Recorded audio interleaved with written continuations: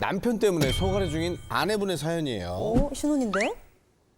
초등학교 동창인 남편과 7년 연애를 하고 결혼한 지 10개월 된 늙은 새댁입니다. 저에게는 시누이가 7명이 있습니다.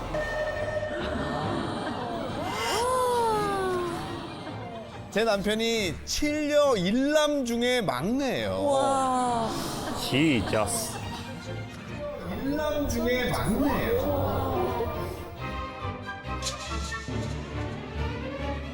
아직 어렵고 불편하지만 그래도 시누이들에게 직접 소통하려고 하면 네. 남편이 절대 허락하지 않습니다. 무조건 맡기만 하는 남편 때문에 오해가 더 생기는 것 같은데 어쩌죠? 라고 사연을 지금 보내주셨습니다. 아니 가족들 이름하고 얼굴 매치하기도 힘들 것 같아요. 그죠? 그러니까요. 와, 그 사연자분 어디 계세요? 아유 반갑습니다. 네. 어머나 세상에. 우리 아내분께서 시누이가 7명인 거 알았을 때 결혼하기 전에 이제 솔직히 이 부분이 좀 고민이 되지 않으셨습니까? 저희가 연애한다고 하고서 한 4년 뒤에 부모님한테 말씀드렸는데 그때까지도 전화 오고 그런 적은 없었어요.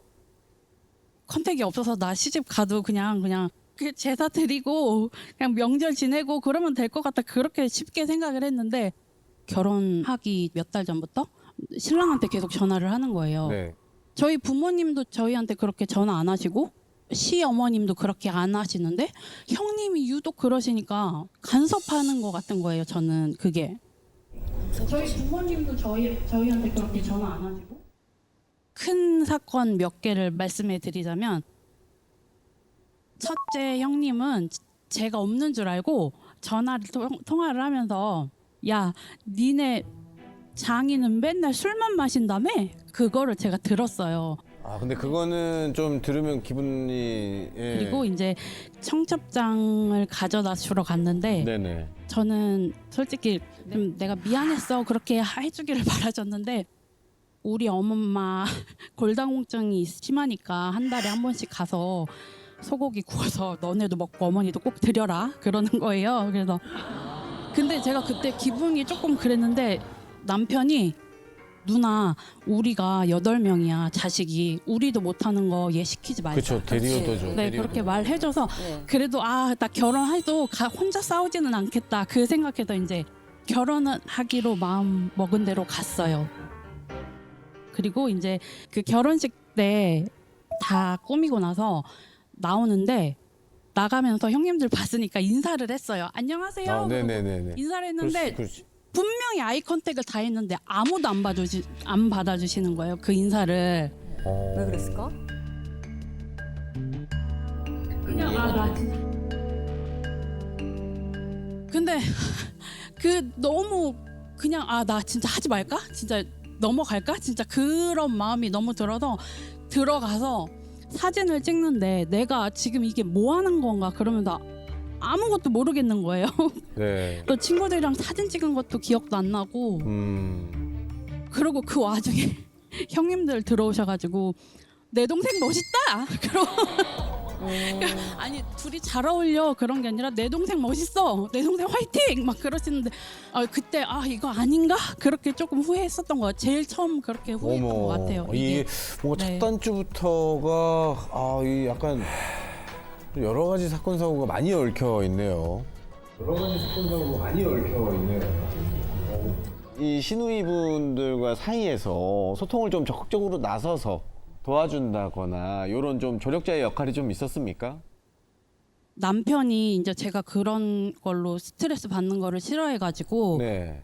자기한테 말하면 형님들한테 말을 전해준다든지 그렇게 하고 자기는 잘 단도리를 한다고 하는데 저는 그런 거를 통보를 받아요. 이렇게 해서 갔다 와야 돼 아니면 같이 가야 돼 그렇게 통보. 저는 이제 통보하지 말고 같이 상의를 했으면 좋겠어요. 남편분 지금 얼굴이 고구마 7개 먹고 물을 먹지 못하는 그런 표정이거든요. 어때요?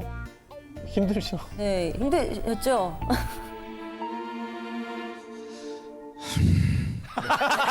네, 알겠어요. 네, 알겠습니다. 네. 나 저 어디 스튜디오에 외풍 있는 줄 알았는데. 네, 알겠어요. 네, 알겠습니다. 어디 바람이 새는 줄 알았어.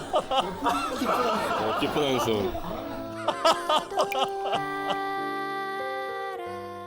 그 아내분께서 그 신우이분들하고 직접 소통을 하고 싶어 할 수도 있잖아요. 근데 왜 남편분께서 그걸 차단하고 계시는지 그게 정말 궁금해요. 그런 느낌이 좀 있었죠. 이게 서먹서먹하다 보니까 네. 이제 조금 친근감이 느껴질 때 이제 개인적으로 전화를 이렇게 드리겠다 해서 그 전까지는 이제 되도록이면 제가 얘기를 들어서 이제 얘기를 하고 있죠. 왜냐하면 이게 자칫 잘못 가면 소통이 아니라 맞짱이 될 수가 있거든요. 맞아요. 예. 그 남편분은 그 불안한 느낌을 아는 거야. 그래서 그 무게 중심이 안전할 때 개인 번호를 주려고 하는 거거든요. 맞아요. 그래요? 예. 혹시 그러면은 아내분께서 전화를 좀 드려보시면 되지 않습니까?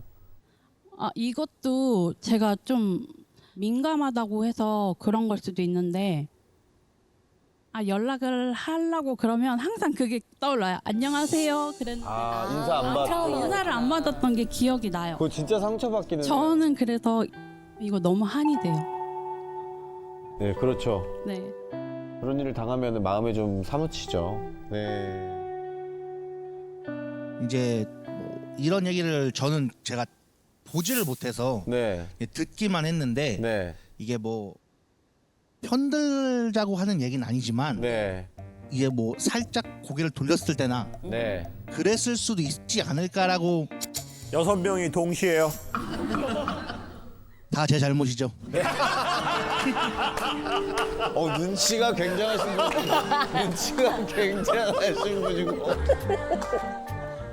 근데 진짜 잘 된 게 지금 창욱 선생님 형제들의 이 누나들이 또 엄청 많잖아요. 맞아요. 진짜 너무 말씀을 지금 잘하신 거고. 근데 이건 한 번도 거의 얘기 안 했던 내용인 것 같아요. 저희 프로에서. 네. 제가 저희 누나가 4명 있잖아요. 그리고 형이 1명 있는데 사람들이 저에게 형이 있다고 아예 모르는 사람도 있고 그리고 누나는 김미자만 있다고 생각하는 경우도 많아요. 그럼 뭐 왜 얘기를 안 하겠어요? 저의 나름의 이유가 있겠죠. 잘못 전달되면 되게 오해가 생길 수도 있고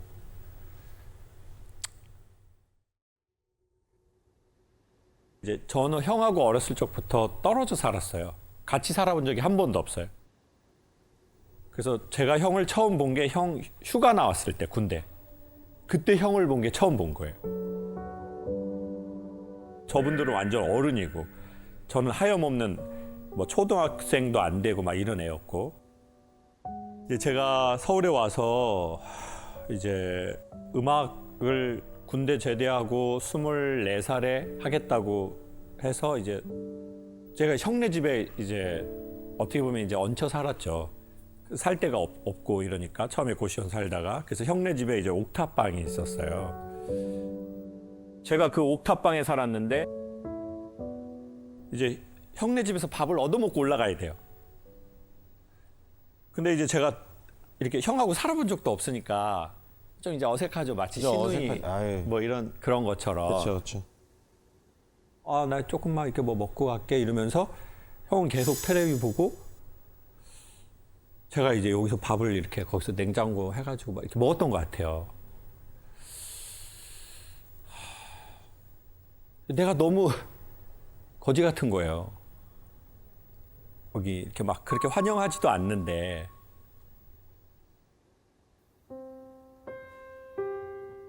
제가 그때 제 마음에 좀 그랬나? 그러니까 아무것도 없는 사회적 실력도 없고 돈도 없고 오직 자존심밖에 없는 그냥 뭐 아무것도 없는 그래서 근심 고민을 엄청 하다가 이제 장염에 걸리고 응급실에 실려가고 그리고 이제 병원비가 없었어요. 근데 이제 연락을 할 데가 없잖아요. 형한테 연락을 했죠. 뭐 저랑 거의 제가 기억나는 대화가 없었던 것 같아요. 근데 이제 나는 이 돈이라도 받아야 되는 거예요. 안 그러면 퇴원도 못 하니까. 그리고는 이제 큰 누나가 저보고 너 서울에 형 누나 없다고 생각하고 살으라고 그러더라고요. 그러니까 이제 다 물리적으로는 도움을 받았는데 이상하게 저한테 그게 칵 남더라고요. 그러니까 시간이 나중에 많이 지나고 나서는 그 말이 다 맞고 또 힘들 때 누나가 다 돈 내줬고 했는데 내가 그때 너무 힘드니까 그 말만 생각이 나는 거예요. 앞뒤는 다 생각 안 나. 얘기를 안 하게 되더라고요.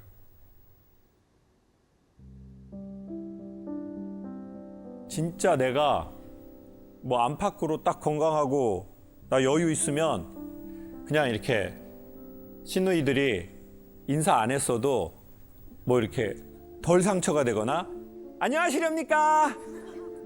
봐주시지 말입니다. 내가 이렇게 웃기게라도 했을 텐데 내 마음에 힘이 없어. 이 기운에 눌렸어. 그러니까 우리가 신인일 때 상처받은 게 오래 기억나. 와, 맞아요. 맞아요. 제일 그때 그 약할 때. 선배가 대기실에서 나한테 했던 말투, 눈빛. 그때 공기. 선배의 스킨 향도 우리 기억이 나. 냄새까지 다 알죠. 그럼 우리가 왜 그랬냐는 거죠. 사람은 생존해야 되니까 위험하다라는 상황이 오면 확대해서 기억한다는 거죠. 그러니까 확실히 말씀드릴 수 있는 건 지금 우리 여성분이 기억하는 상처만큼 시누이 분들이 줄 의도는 훨씬 적었을 거예요. 저희 큰 누나가 얘기한 건 그냥 그 의도가 아니었을지도 몰라요.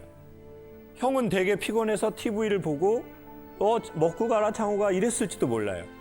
근데 내 마음이 너무 쫄리는 거예요. 내 미래가 너무 불확실한 거예요. 그러니까 사람들이 요만큼 해도 이만큼으로 보이는 거죠. 뭐 그분들에 대한 그걸 정확하게 우리가 알 수 없지만 또 우리가 할 수 있는 건 우리 마음밖에 없으니까 우리가 조금 더 내 상처도 이렇게 보다듬고 내가 더 운동도 하고 그리고 또 내 마음이든 내 상황이든이 좀 더 나아지었을 때 저는 그때 다시 이걸 생각해도 좋지 않을까. 그래서 지금은 만약 마음이 불편하다면 거리를 두십사라고 추천하고 싶어요. 불편하지 않는 범위 안에서 시누이분들과 거리를 두시면 어떨까? 왜? 지금 같이 붙으려고 했다가 제가 보기에 이렇게 될 수도 있다고 보거든요. 그리고 그거를 중간에 남편분이 조율 가능하면 좀 양해를 남편이 근데 지금 얼굴이 너무 지금 기가 너무 약해 보이죠? 지금 조금 부담이 되면 내 마음에 조금 여유가 있을 때 그때 같이 우리가 서로 좋은 얼굴을 보면 어떨까 이렇게 추천하고 싶다는 거죠. 그리고 그걸 남편분이 좀 도와주시면 어떨까. 예. 네, 아유. 힘내세요. 힘내십시오.